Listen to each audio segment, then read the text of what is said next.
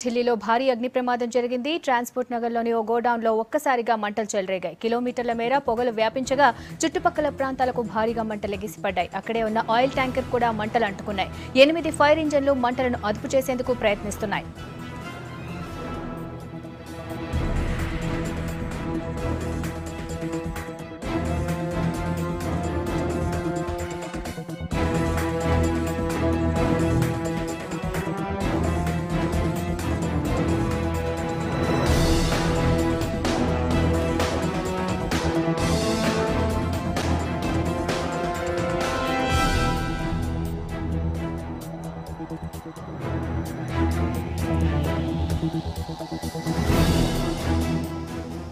ప్రమాదానికి కారణాలు తెలుసుకునే పనిలో పడ్డారు అధికారులు. ప్రస్తుతం మంటలు అదుపులోకొచ్చాయి. అయితే దట్టమైన పొగ రావడంతో చుట్టుపక్కల ప్రాంతాల జనం ఇబ్బందులు పడుతున్నారు.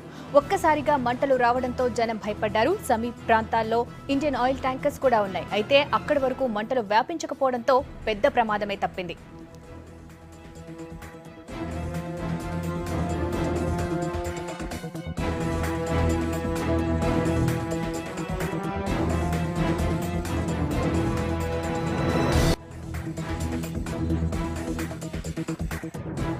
ప్రమాదం ఎలా జరిగింది, మంటలు ఎలా అంటుకున్నాయనే దానిపై ఇప్పటికీ క్లారిటీ లేదు. ఎంతమంది గాయపడ్డారనేది కూడా అధికారులు చెప్పలేకపోతున్నారు.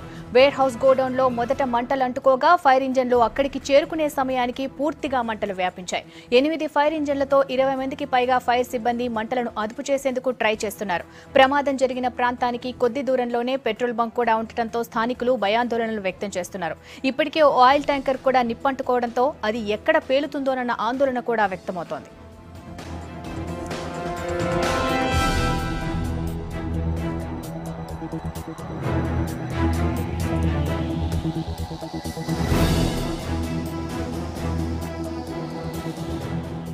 ఢిల్లీలో భారీ అగ్ని ప్రమాదం జరిగింది. ట్రాన్స్పోర్ట్ నగర్లోని ఓ గోడౌన్లో ఒక్కసారిగా మంటలు చెలరేగాయి. కిలోమీటర్ల మేర పొగలు వ్యాపించగా చుట్టుపక్కల ప్రాంతాలకు భారీగా మంటలు ఎగిసిపడ్డాయి.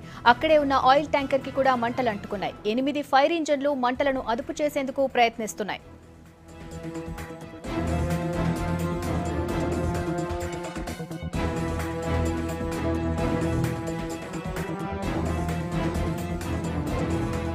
అయితే ఈ ప్రమాదానికి కారణాలు తెలుసుకునే పనిలో పడ్డారు అధికారులు. ప్రస్తుతం మంటలు అదుపులోకి వచ్చాయి. అయితే దట్టమైన పొగ రావడంతో చుట్టుపక్కల ప్రాంతాల జనం ఇబ్బందులు పడుతున్నారు. ఒక్కసారిగా మంటలు రావడంతో జనం భయపడ్డారు. సమీప ప్రాంతంలో ఇండియన్ ఆయిల్ ట్యాంకర్స్ కూడా ఉన్నాయి. అయితే అక్కడి వరకు మంటలు వ్యాపించకపోవడంతో పెద్ద ప్రమాదమే తప్పింది.